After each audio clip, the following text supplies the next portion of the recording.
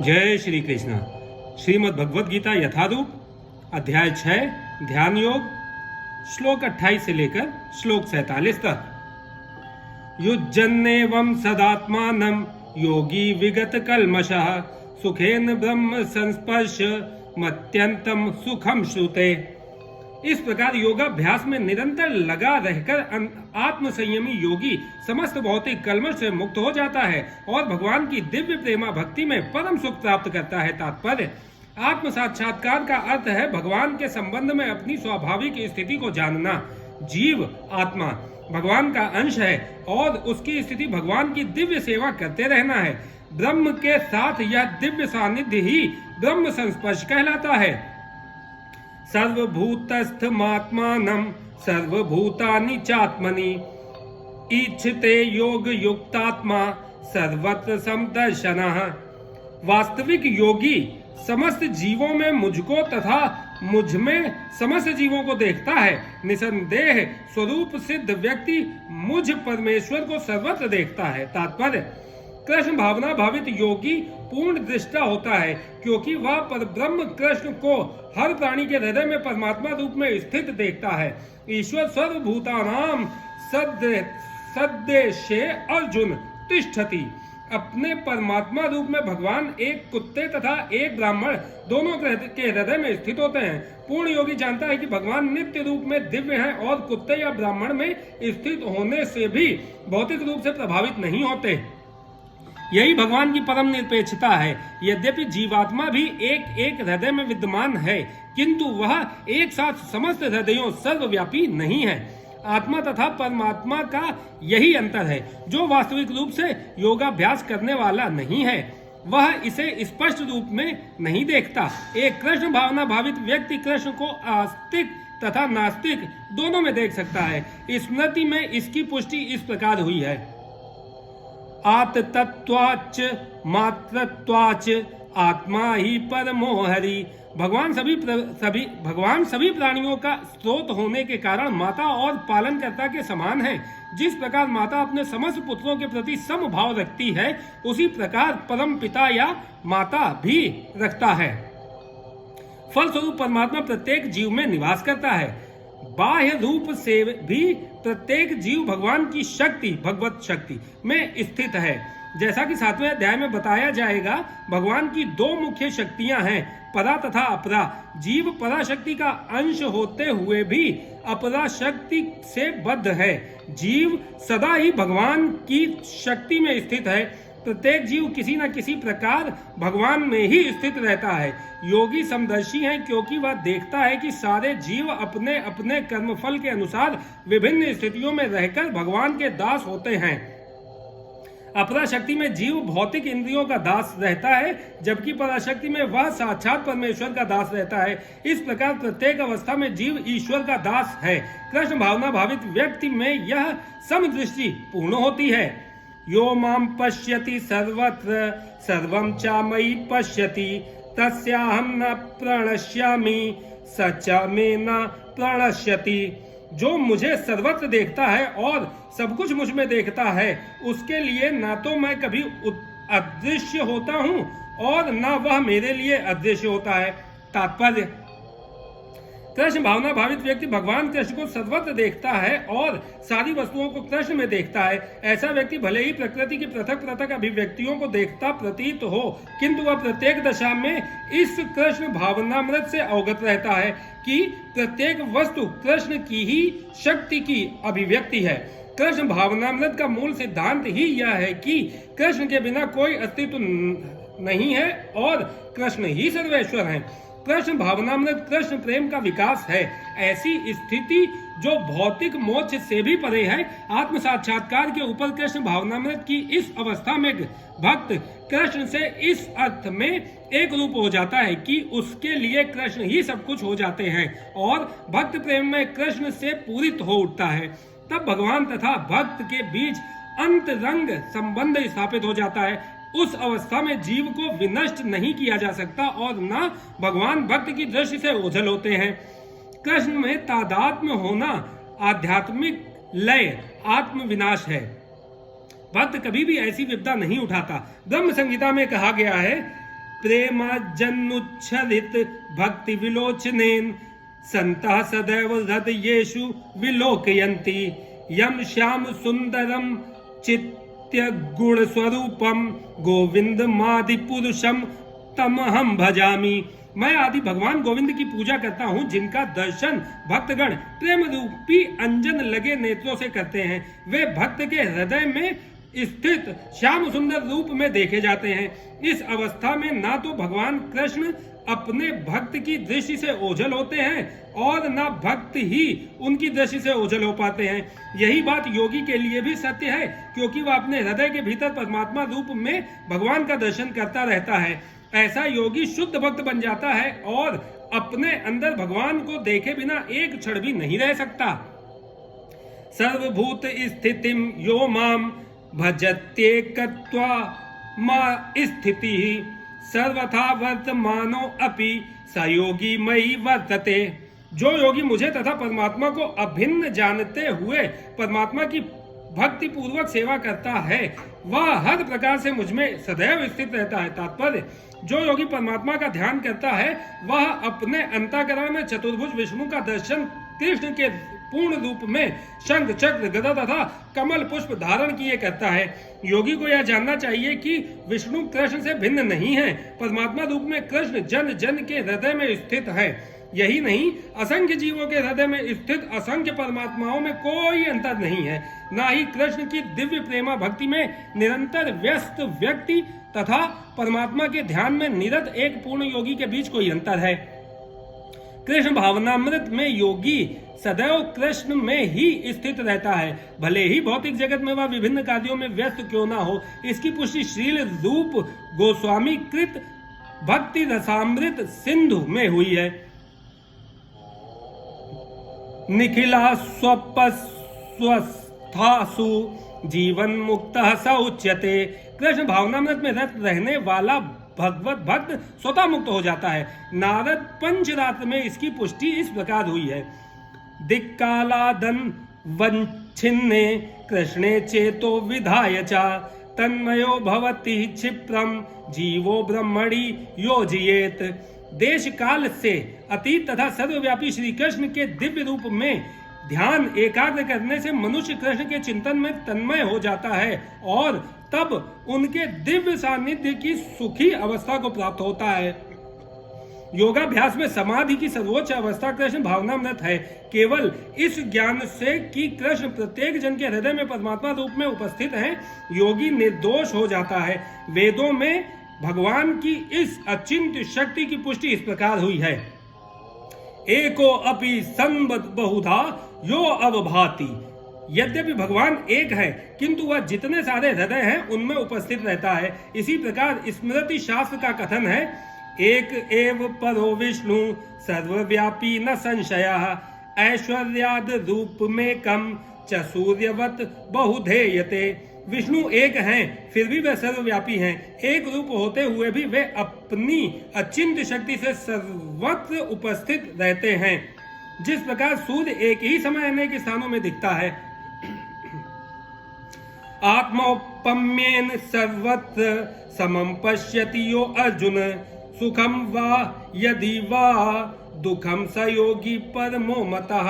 हे अर्जुन, वह पूर्ण योगी है जो अपनी तुलना से समस्त प्राणियों की उनके सुखों तथा दुखों में वास्तविक समानता का दर्शन करता है। तात्पर्य, कृष्ण भावना भावित व्यक्ति पूर्ण योगी होता है। वह अपने व्यक्तिगत अनुभव से प्रत्येक प्राणी के सुख तथा दुख से अवगत होता है। जीव के दुख के कारण ईश्वर से अपने संबंध का विस्मरण होना है। सुख का कारण कृष्ण को मनुष्य के समस्त कार्यों का परम भोक्ता, समस्त भूमि तथा लोकों का स्वामी एवं समस्त जीवों का परम हितैषी मित्र समझना है। पूर्ण योगी यह जानता है कि भौतिक प्रकृति के गुणों से प्रभावित बद्धजीव कृष्ण से अपने संबंध को भूल जाने के कारण 3 प्रकार के भौतिक तापों दुखों को भोगता है। और चूंकि कृष्ण भावना भावित व्यक्ति सुखी होता है, इसलिए वह कृष्ण ज्ञान को सर्वत्र वितरित कर देना चाहता है। चूंकि पूर्ण योगी कृष्ण भावना भावित बनने के महत्व को घोषित करता चलता है, अतः वह विश्व का सर्वश्रेष्ठ उपकारी एवं भगवान का प्रियतम सेवक है। न चा तस्मान मनुष्येषु कश्चिन में प्रिय कृतम। दूसरे शब्दों में भगवत भक्त सदैव जीवों के कल्याण को देखता है और इस तरह वह प्रत्येक प्राणी का सखा होता है। वह सर्वश्रेष्ठ योगी है क्योंकि वह स्वांतः सुखाय सिद्धि नहीं चाहता अपितु अन्यों के लिए भी चाहता है। वह अपने मित्र जीवों से द्वेष नहीं करता। यही है वह अंतर जो एक भगवत भक्त तथा आत्मोन्नति में ही रुचि रखने वाले योगी में होता है। जो योगी पूर्ण रूप से ध्यान धरने के लिए एकांत स्थान में चला जाता है वह उतना पूर्ण नहीं होता जितना कि वह भक्त जो प्रत्येक व्यक्ति को कृष्ण भावना भावित बनाने का प्रयास करता रहता है। अर्जुनवाच यो अयम योग त्वया प्रोक्तः सामेन मधुसूदन एतस्याहं न पश्यामि स्थिराम। अर्जुन ने कहा, हे मधुसूदन, आपने जिस योग पद्धति का संक्षेप में वर्णन किया है वह मेरे लिए अव्यवहारिक तथा असहनीय है क्योंकि मन चंचल तथा अस्थिर है। तात्पर्य, भगवान कृष्ण ने अर्जुन के लिए शुचो देशे से लेकर योगी परमो मतः तक जिस योग पद्धति का वर्णन किया है उसे अर्जुन अपनी असमर्थता के कारण अस्वीकार कर रहा है। इस कलयुग में सामान्य व्यक्ति के लिए यह संभव नहीं है कि वह अपना घर छोड़कर किसी पर्वत या जंगल के एकांत स्थान में जाकर योगाभ्यास करे। आधुनिक युग की विशेषता है अल्पकालिक जीवन के लिए घोर संघर्ष। लोग सरल व्यवहारिक साधनों से भी आत्म साक्षात्कार के लिए उत्सुक या गंभीर नहीं है। तो फिर इस कठिन योग पद्धति के विषय में क्या कहा जा सकता है जो जीवन शैली, आसन विधि, स्थान के चयन तथा भौतिक व्यस्तताओं से विरक्त का नियमन करती है। व्यावहारिक व्यक्ति के रूप में अर्जुन ने सोचा कि इस योग पद्धति का पालन असंभव है। भले ही वह कई बातों में इस पद्धति पर खरा उतरता था, वह राजवंशी था और उसमें अनेक सद्गुण थे। वह महान योद्धा था, वह दीर्घायु था और सबसे बड़ी बात तो यह है कि वह भगवान श्री कृष्ण का घनिष्ठ मित्र था। 5000 वर्ष पूर्व अर्जुन को हमसे अधिक सुविधाएं प्राप्त थीं, तो भी उसने इस योग पद्धति को स्वीकार करने से मना कर दिया। वास्तव में इतिहास में कोई ऐसा प्रलेख प्राप्त नहीं है जिससे यह ज्ञात हो सके कि उसने कभी योगाभ्यास किया हो। अतः इस पद्धति को इस कलयुग के लिए सर्वथा दुष्कर समझना चाहिए। हाँ, कतिपय विरले व्यक्तियों के लिए यह पद्धति सुगम हो सकती है, किंतु सामान्य जनों के लिए यह असंभव प्रस्ताव है। यदि 5000 वर्ष पूर्व ऐसा था तो आधुनिक समय के लिए क्या कहना। जो लोग विभिन्न तथा कथित स्कूलों तथा समितियों के द्वारा इस योग पद्धति का अनुकरण कर रहे हैं, भले ही संतोषजनक प्रतीत हो, किंतु वे सचमुच ही अपना समय गंवा रहे हैं। वे अपने अभीष्ट लक्ष्य के प्रति सर्वथा अज्ञानी हैं। चंचलम ही मनः कृष्ण प्रमाथि बल वज्रम तस्याहम निग्रहम मन्ये वायोरिव सुदुष्कर्म। हे कृष्ण, चूंकि मन चंचल, अस्थिर, उच्छृंखल, हठीला तथा अत्यंत बलवान है, अतः मुझे इसे वश में करना वायु को वश में करने से भी अधिक कठिन लगता है। तात्पर्य, मन इतना बलवान तथा दुराग्रही है कि कभी कभी यह बुद्धि का उल्लंघन कर देता है। यद्यपि उसे बुद्धि के अधीन माना जाता है, इस व्यवहार जगत में जहाँ मनुष्य को अनेक विरोधी तत्वों से संघर्ष करना होता है, उसके लिए मन को वश में कर पाना अत्यंत कठिन हो जाता है। कृत्रिम रूप में मनुष्य अपने मित्र तथा शत्रु दोनों के प्रति मानसिक संतुलन स्थापित कर सकता है, किंतु अंतिम रूप में कोई भी संसारी पुरुष ऐसा नहीं कर पाता, क्योंकि ऐसा कर पाना वेगवान वायु को वश में करने से भी कठिन है। वैदिक साहित्य में कहा गया है, आत्मानं रथिनं विद्धि शरीरं रथमेव च बुद्धिं तु सारथि विद्धि मनः प्रग्रहमेव च इंद्रियाणि हयानाहुर्विषयांस्तेषु गोचरान् आत्मेन्द्रिय मनोयुक्तं भोक्तेत्याहुर्मनीषिणः। प्रत्येक व्यक्ति इस भौतिक शरीर रूपी रथ पर आरूढ़ है और बुद्धि इसका साथी है। मन लगाम है तथा इंद्रियां घोड़े हैं। इस प्रकार मन तथा इंद्रियों की संगति से यह आत्मा सुख या दुख का भोगता है, ऐसा बड़े बड़े चिंतकों का कहना है। यद्यपि बुद्धि को मन का नियंत्रण करना चाहिए, किंतु मन इतना प्रबल तथा हठी है कि इससे अपनी बुद्धि से भी जीत पाना कठिन हो जाता है। जिस प्रकार की अच्छी से अच्छी दवा द्वारा कभी कभी रोग वश में नहीं हो पाता, ऐसे प्रबल मन को योगाभ्यास द्वारा वश में किया जा सकता है, किंतु ऐसा अभ्यास कर पाना अर्जुन जैसे संसारी व्यक्ति के लिए कभी भी व्यवहारिक नहीं होता। तो फिर आधुनिक मनुष्य के संबंध में क्या कहा जाए? यहाँ पर प्रयुक्त उपमा अत्यंत उपयुक्त है। झंझावात को रोक पाना कठिन होता है और उच्छृंखल मन को रोक पाना तो और भी कठिन है। मन को वश में रखने का सरलतम उपाय जिसे भगवान चैतन्य ने सुझाया है, यह है कि समस्त दैन्यता के साथ मोक्ष के लिए हरे कृष्ण महामंत्र का कीर्तन किया जाए। यह विधि है सवय मनः कृष्ण पदारविंदयो। मनुष्य को चाहिए कि वह अपने मन को पूर्णतया कृष्ण में लगाए, तभी मन को विचलित करने के लिए अन्य व्यवस्थाएं शेष नहीं रह जाएंगी। श्री भगवान उवाच असंशयम महाबाहो मनोदुनिर्ग्रहम चलम अभ्यासेन तु कौन्तेय वैराग्येण च गृह्यते। भगवान श्री कृष्ण ने कहा, हे महाबाहु कुंती पुत्र, निसंदेह चंचल मन को वश में करना अत्यंत कठिन है, किंतु उपयुक्त अभ्यास द्वारा तथा विरक्ति द्वारा ऐसा संभव है। तात्पर्य, अर्जुन द्वारा व्यक्त इस हठीले मन को वश में करने की कठिनाई को भगवान स्वीकार करते हैं, किंतु साथ ही वे सुझाते हैं कि अभ्यास तथा वैराग्य द्वारा यह संभव है। यह अभ्यास क्या है? वर्तमान युग में तीर्थवास, परमात्मा का ध्यान, मन तथा इंद्रियों का निग्रह, ब्रह्मचर्य पालन, एकांतवास आदि कठोर विधि विधानों का पालन कर पाना संभव नहीं है, किंतु कृष्ण भावनामृत के अभ्यास से मनुष्य भगवान की नवधा भक्ति का आचरण करता है।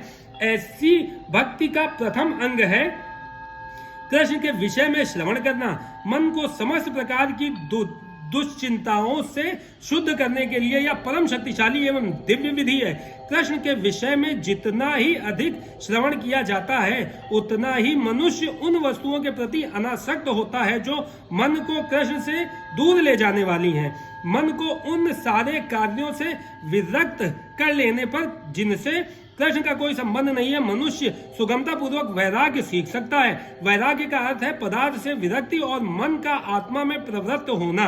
निर्विशेष आध्यात्मिक विरक्ति कृष्ण के कार्यकलापों में मन को लगाने की अपेक्षा अधिक कठिन है। यह व्यवहारिक है, क्योंकि कृष्ण के विषय में श्रवण करने से मनुष्य स्वतः परमात्मा के प्रति आसक्त हो जाता है। यह आसक्ति परेशानुभूति या आध्यात्मिक तुष्टि कहलाती है। यह वैसे ही है जिस तरह भोजन के प्रत्येक कौर से भूखे को तुष्टि प्राप्त होती है।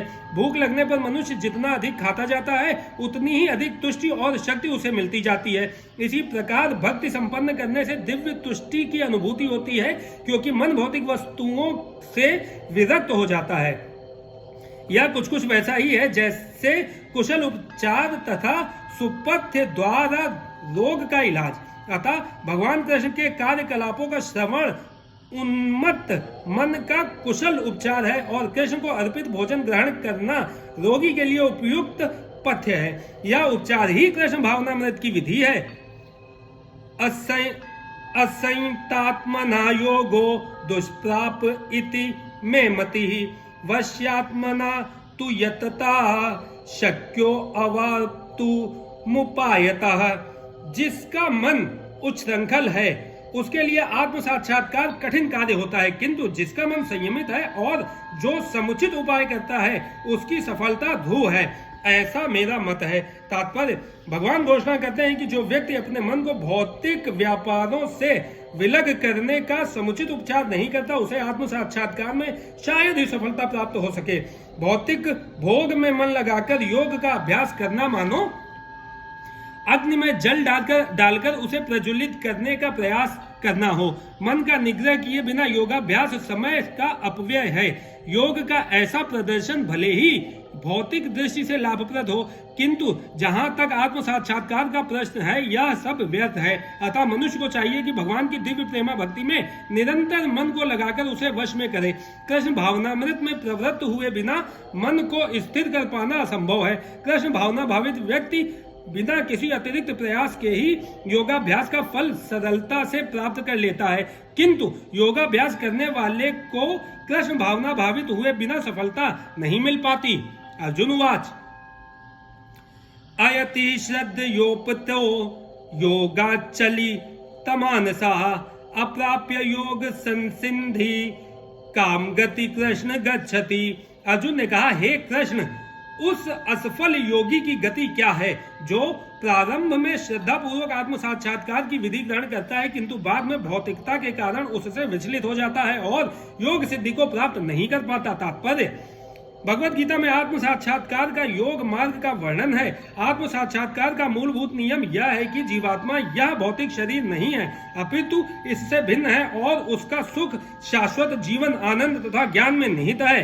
ये शरीर तथा मन दोनों से परे है। आत्म साक्षात्कार की खोज ज्ञान द्वारा की जाती है। इसके लिए अष्टांग विधि या भक्ति योग का अभ्यास करना होता है। इनमें से प्रत्येक विधि में जीव को अपनी स्वाभाविक स्थिति, भगवान से अपने संबंध तथा उन कार्यों की अनुभूति प्राप्त करनी होती है जिनके द्वारा वह टूटी हुई श्रृंखला को जोड़ सके और कृष्ण भावनामृत की सर्वोच्च सिद्ध अवस्था प्राप्त कर सके।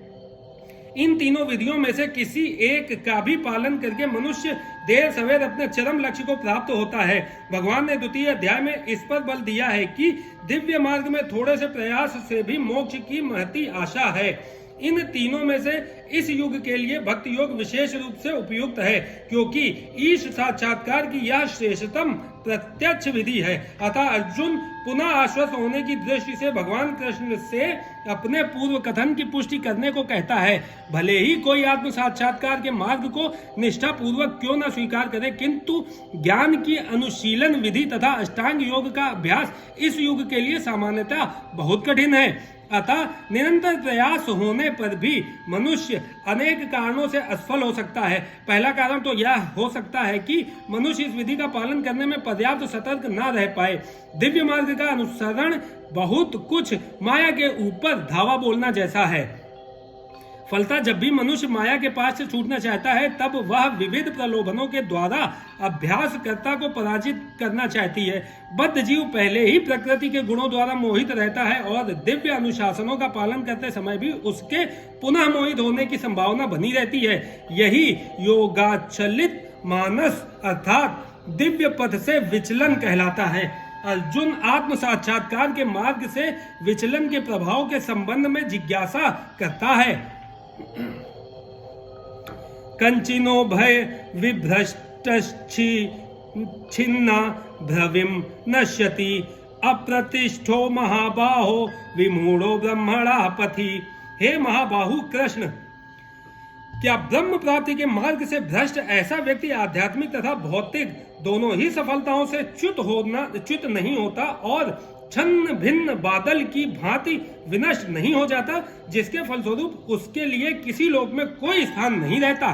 तात्पर्य, उन्नति के दो मार्ग हैं। भौतिकतावादी व्यक्तियों की अध्यात्म में कोई रुचि नहीं होती, अतः वे आर्थिक विकास द्वारा भौतिक प्रगति में अत्यधिक रुचि लेते हैं, या फिर समुचित कार्य द्वारा उच्चतर लोकों को प्राप्त करने में अधिक रुचि रखते हैं। यदि कोई अध्यात्म के मार्ग को चुनता है तो उसे सभी प्रकार के तथाकथित भौतिक सुख से विरक्त होना पड़ता है। यदि महत्वाकांक्षी ब्रह्मवादी असफल होता है तो वह दोनों ओर से जाता है। दूसरे शब्दों में, वह ना तो भौतिक सुख भोग पाता है, ना आध्यात्मिक सफलता ही प्राप्त कर सकता है। उसका कोई स्थान नहीं रहता, वह छिन्न भिन्न बादल के समान होता है। कभी कभी आकाश में एक छोटे बादल खंड से विलग होकर एक बड़े खंड से जा मिलता है, किंतु यदि वह बड़े खंड से नहीं जुड़ पाता तो वायु उसे बहा ले जाती है और वह विराट आकाश में लुप्त हो जाता है। ब्रह्मणः पथि ब्रह्मा, ब्रह्मणः पथि ब्रह्म साक्षात्कार का मार्ग है। ब्रह्मणः पथ ही ब्रह्म साक्षात्कार का मार्ग है, जो अपने आप को परमेश्वर का अभिन्न अंश जान लेने पर प्राप्त होता है। और यह परमेश्वर ब्रह्म परमात्मा तथा भगवान रूप में प्रकट होता है। भगवान श्री कृष्ण परम सत्य के पूर्ण प्राकट्य हैं। अतः जो इस परम पुरुष की शरण में जाता है वही सफल योगी है। ब्रह्म तथा परमात्मा साक्षात्कार के माध्यम से जीवन के इस लक्ष्य तक पहुंचने में अनेक जन्म लग जाते हैं। बहुनाम जन्म नामन्ते। अतः दिव्य साक्षात्कार का सर्वश्रेष्ठ मार्ग भक्ति योग या कृष्ण भावनामृत की प्रत्यक्ष विधि है। एतन्मे संशयं कृष्ण छेतुर्महस्य शेषतः त्वदन्यः संशयस्यास्य छेताना उपपद्यते। हे कृष्ण, यही मेरा संदेह है और मैं आपसे इसे पूर्णतया दूर करने की प्रार्थना कर रहा हूँ। आपके अतिरिक्त अन्य कोई ऐसा नहीं है जो इस संदेह को नष्ट कर सके। तात्पर्य, कृष्ण भूत वर्तमान तथा भविष्य के जानने वाले हैं। भगवत गीता के प्रारंभ में भगवान ने कहा है कि सारे जीव व्यष्टि रूप में भूतकाल में विद्यमान थे, इस समय विद्यमान है और भवबंधन से मुक्त होने पर भविष्य में भी व्यष्टि रूप में बने रहेंगे। इस प्रकार उन्होंने व्यष्टि जीव के भविष्य विषयक प्रश्न का स्पष्टीकरण कर दिया है। अब अर्जुन असफल योगियों के भविष्य के विषय में जानना चाहता है। कोई ना तो कृष्ण के समान है, ना ही उनसे बड़ा। तथा कथित बड़े बड़े ऋषि तथा दार्शनिक जो प्रकृति की कृपा पर निर्भर हैं, निश्चय ही उनकी समता नहीं कर सकते। अतः समस्त संदेहों का पूरा उत्तर पाने के लिए कृष्ण का निर्णय अंतिम तथा पूर्ण है, क्योंकि वे भूत वर्तमान तथा भविष्य के ज्ञाता हैं, किंतु उन्हें कोई भी नहीं जानता। कृष्ण तथा कृष्ण भावना भावित व्यक्ति ही जान सकते हैं कि कौन क्या है। श्री भगवान उवाच पार्थ नैवेह नामुत्र विनाशस्तस्य विद्यते नाहि कल्याण कृत कश्चिर हुर्गति तात गच्छति। भगवान ने कहा, हे प्रथापुत्र, कल्याण कार्यों में निरत योगी का ना तो इस लोक में और ना परलोक में ही विनाश होता है। हे मित्र, भलाई करने वाला कभी बुराई से पराजित नहीं होता। तात्पर्य, श्रीमद् भागवत में श्री नारद मुनि व्यास देव को इस प्रकार उपदेश देते हैं। त्वक्त्या स्वधर्म चरणाम्बुजम हरेर भजन पक्को अथ पतेत तो यदि यत्र कम वा भद्रम भूदमुष्य किम को वाथ आप तो अभजताम स्वधर्मतः। यदि कोई समस्त भौतिक आशाओं को त्याग कर भगवान की शरण में आ जाता है तो इनमें से ना तो कोई क्षति होती है और ना पतन। दूसरी ओर अभक्त जन अपने अपने व्यवसायों में लगे रह सकते हैं, फिर भी वे कुछ प्राप्त नहीं कर पाते। भौतिक लाभ के लिए अनेक शास्त्रीय तथा लौकिक कार्य हैं। जीवन में आध्यात्मिक उन्नति अर्थात कृष्ण भावनामृत के लिए योगी को समस्त भौतिक कार्यकलापों का परित्याग करना होता है। कोई यह तर्क कर सकता है कि यदि कृष्ण भावनामृत पूर्ण हो जाए तो इससे सर्वोच्च सिद्धि प्राप्त हो सकती है, किंतु यदि यह सिद्धि प्राप्त न हो पाई तो भौतिक एवं आध्यात्मिक दोनों दृष्टियों से मनुष्य को क्षति पहुंचती है। शास्त्रों का आदेश है कि यदि कोई स्वधर्म का आचरण नहीं करता तो उसे पाप फल भोगना पड़ता है। अतः जो दिव्य कार्यों को ठीक से नहीं कर पाता उसे फल भोगना होता है। भागवत पुराण आश्वस्त करता है कि असफल योगी को चिंता करने की आवश्यकता नहीं है। भले ही उसे ठीक से स्वधर्माचरण न करने का फल भोगना पड़े तो भी वह घाटे में नहीं रहता, क्योंकि शुभ कृष्ण भावनामृत कभी विस्मृत नहीं होता। जो इस प्रकार से लगा रहता है वह अगले जन्म में निम्न योनि में भी जन्म लेकर पहले की भक्ति करता है। दूसरी ओर जो केवल नियत कार्यों को दृढ़ता पूर्वक करता है, किंतु यदि उसमें कृष्ण भावनामृत का अभाव है तो आवश्यक नहीं कि उसे शुभ फल प्राप्त हो।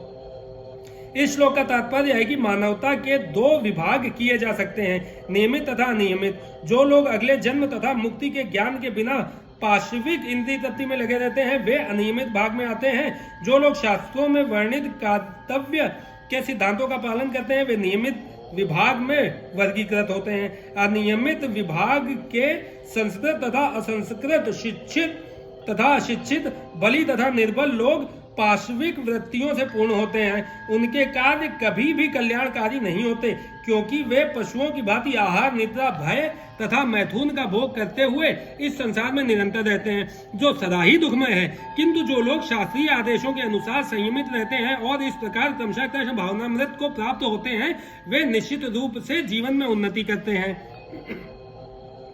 कल्याण मार्ग के अनुयायियों को 3 वर्गों में विभाजित किया जा सकता है। 1.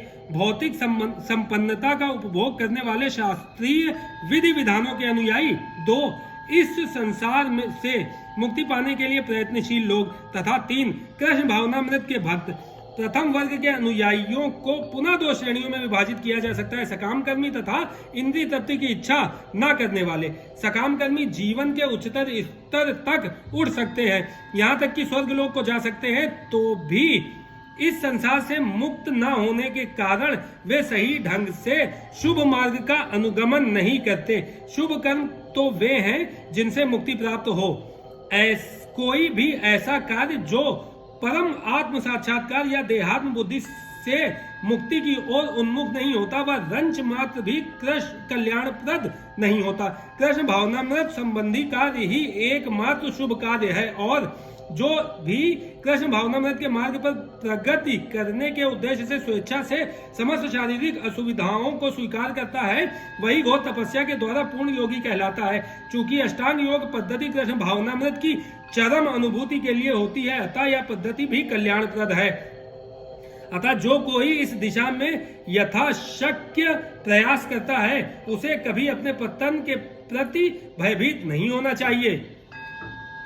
प्राप्य पुण्य कृताम लोकानु शिष्टा शाश्वती समः शुचीनाम श्रीमताम गेहे योग भ्रष्टो अभिजायते। असफल योगी पवित्र आत्माओं के लोकों में अनेकानेक वर्षों तक भोग करने के बाद या तो सदाचारी पुरुषों के परिवार में या कि धनवानों के कुल में जन्म लेते हैं। तात्पर्य, असफल योगियों की 2 श्रेणियां हैं। एक तो वे जो बहुत थोड़ी उन्नति के बाद भी भ्रष्ट होते हैं, दूसरे वो जो दीर्घ काल तक योगाभ्यास के बाद भ्रष्ट होते हैं। जो योगी अल्पकालिक अभ्यास के बाद भ्रष्ट होता है, वह स्वर्गलोक को जाता है, जहां केवल पुण्यात्माओं को प्रविष्ट होने दिया जाता है। वहां पर दीर्घ काल तक रहने के बाद उसे पुनः इस लोक में भेजा जाता है, जिससे वह किसी सदाचारी ब्राह्मण, वैष्णव के कुल में या धनवान वणिक के कुल में जन्म ले सके।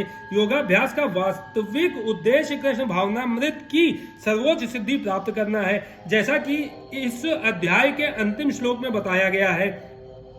किंतु जो इतने अध्यवसायी नहीं होते और जो भौतिक प्रलोभनों के कारण असफल हो जाते हैं, उन्हें अपनी भौतिक इच्छाओं की पूर्ति करने की अनुमति दी जाती है।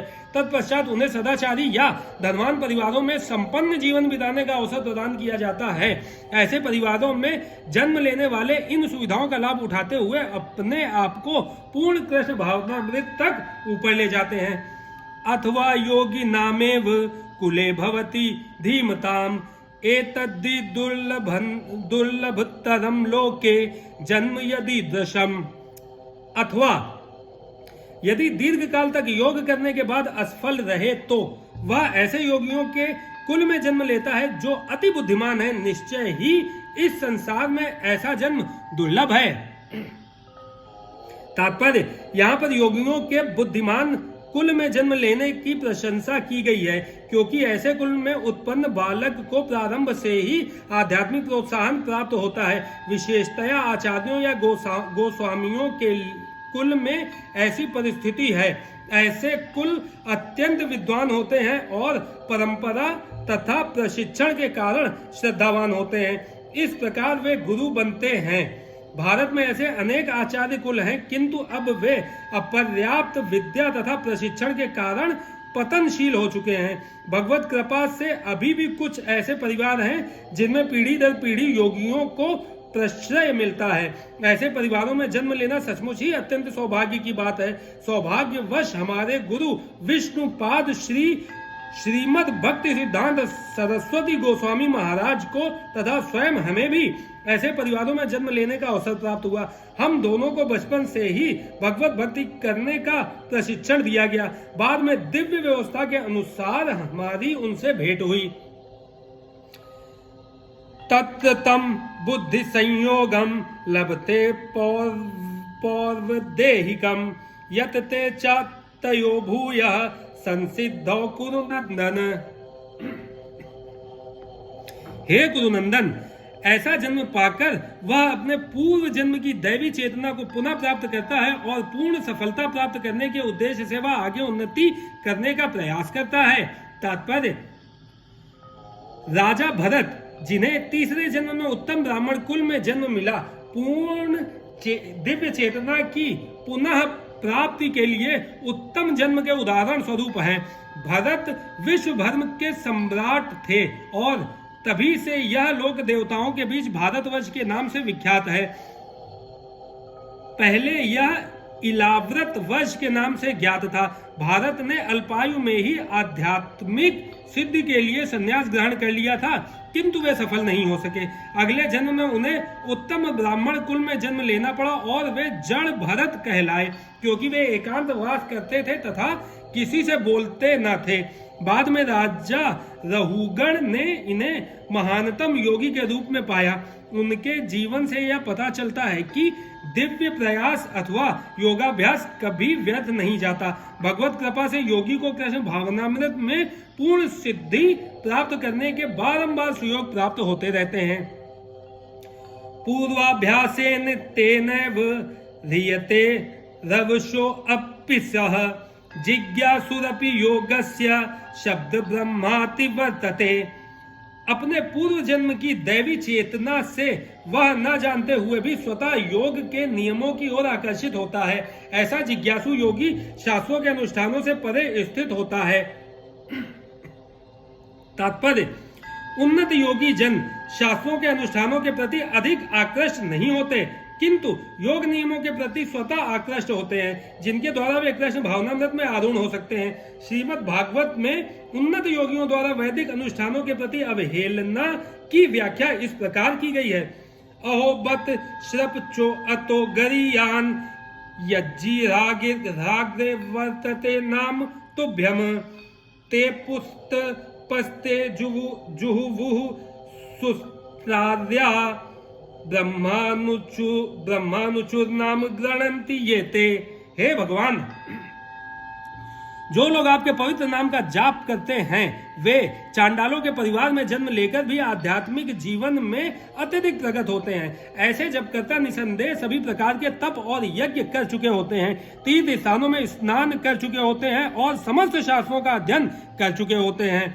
इसका सुप्रसिद्ध उदाहरण भगवान चैतन्य ने प्रस्तुत किया, जिन्होंने ठाकुर हरिदास को अपने परम प्रिय शिष्य के रूप में स्वीकार किया। यद्यपि हरिदास का जन्म एक मुसलमान परिवार में हुआ था, किंतु भगवान चैतन्य ने उन्हें नामाचार्य की पदवी प्रदान की, क्योंकि वे प्रतिदिन नियम पूर्वक 3 लाख भगवान के पवित्र नामों हरे कृष्णा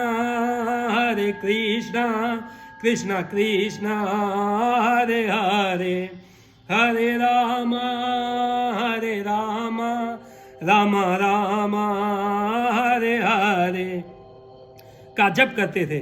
और चूंकि वे निरंतर भगवान के पवित्र नाम का जप करते रहते थे, अतः यह समझा जाता है कि पूर्व जन्म में उन्होंने शब्द ब्रह्म नामक वेद वर्णित कर्म कांडों को पूरा किया होगा। अतएव जब तक कोई पवित्र नहीं होता तब तक कृष्ण भावनामृत के नियमों को ग्रहण नहीं करता या भगवान के पवित्र नाम हरे कृष्ण का जप नहीं कर सकता। प्रयत्नादत मानस्तु योगिम संशुद्धि किल्बिषाः अनेक जन्म संसिद्धस्तो याति पराम गतिम। और जब योगी समस्त कर्म से शुद्ध होकर सच्ची निष्ठा से आगे प्रगति करने का प्रयास करता है तो अंततो गत्वा अनेक जन्मों के अभ्यास के पश्चात सिद्धि लाभ करके वह परम गंतव्य को प्राप्त करता है। तात्पर्य,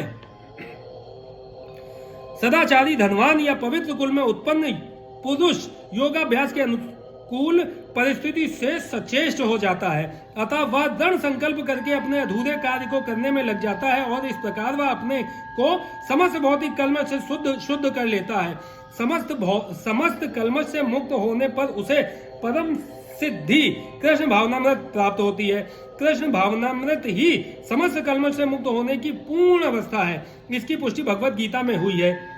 ये शाम त्वंत गतम पापम जनानाम पुण्य कर्मणाम ते द्वंद्व मोह निर्मुक्ता भजन्ते माम दृढ़व्रताः। अनेक जन्मों तक पुण्य कर्म करने से जब कोई समस्त कलमश तथा मोहमय द्वंद्वों से पूर्णतः मुक्त हो जाता है, तभी वह भगवान की दिव्य प्रेमा भक्ति में लग पाता है। तपस्वीभ्यो अधिको योगी ज्ञानिभ्यो अपि मतो अधिकः कर्मिभ्यश्चाधिको योगी तस्माद् योगी भवार्जुन। योगी पुरुष तपस्वी से ज्ञानी से तथा सकाम कर्मी से बढ़कर होता है। योगी पुरुष तपस्वी से, ज्ञानी से तथा सकाम कर्मी से बढ़कर होता है। अतः हे अर्जुन, तुम सभी प्रकार के योगी बनो। तात्पर्य, जब हम योग का नाम लेते हैं तो हम अपनी चेतना को परम सत्य के साथ जोड़ने की बात करते हैं। विविध अभ्यासकर्ता इस पद्धति को ग्रहण की गई विशेष विधि के अनुसार विभिन्न नामों से पुकारते हैं।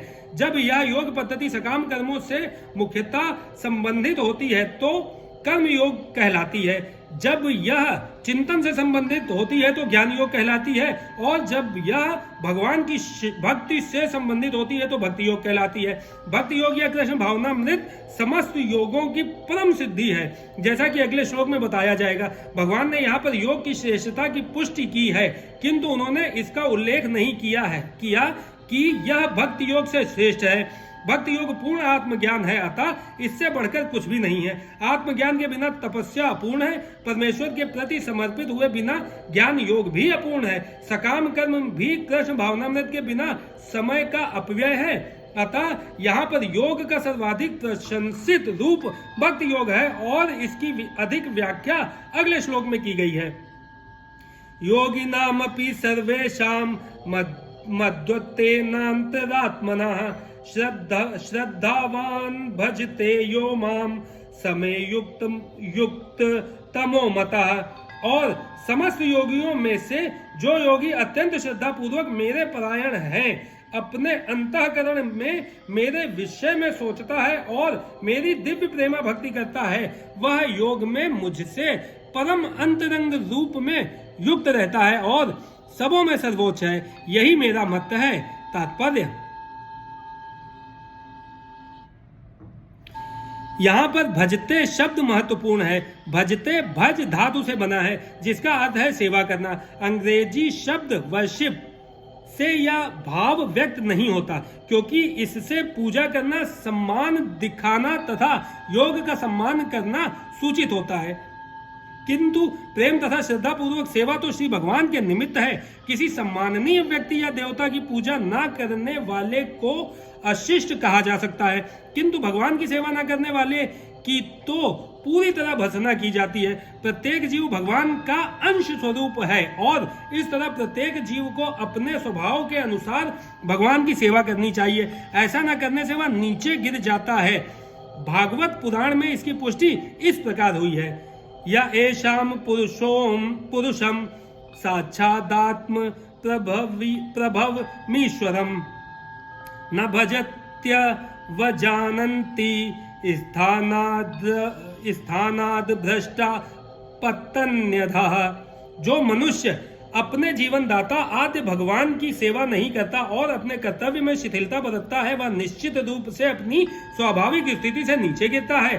भागवत पुराण के इस श्लोक में भजन्ति शब्द व्यावृत हुआ है। भजन्ति शब्द का प्रयोग परमेश्वर के लिए ही प्रयुक्त किया जा सकता है, जबकि वर्शिप का प्रयोग देवताओं या अन्य किसी सामान्य जीव के लिए किया जाता है। इस श्लोक में प्रयुक्त अवजानन्ति शब्द भगवत गीता में भी पाया जाता है। अवजानन्ति माम मूढ़ा, केवल मूर्ख तथा धूर्त भगवान कृष्ण का उपहास करते हैं। ऐसे मूर्ख भगवत भक्ति की प्रवृत्ति न होने पर भी भगवत गीता का भाष्य कर बैठते हैं। फलता वे भजंती तथा वर्षिप शब्दों के अंतर को नहीं समझ पाते। भक्ति योग समस्त योगों की परिणति है। अन्य योग तो भक्ति योग में भक्ति तक पहुंचने के साधन मात्र हैं। योग का वास्तविक अर्थ भक्ति योग है। अन्य सारे योग भक्ति योग रूपी गंतव्य की दिशा में अग्रसर होते हैं। कर्म योग से लेकर भक्ति योग तक का लंबा रास्ता आत्म साक्षात्कार तक जाता है। निष्काम कर्म योग इस रास्ते का आरंभ है।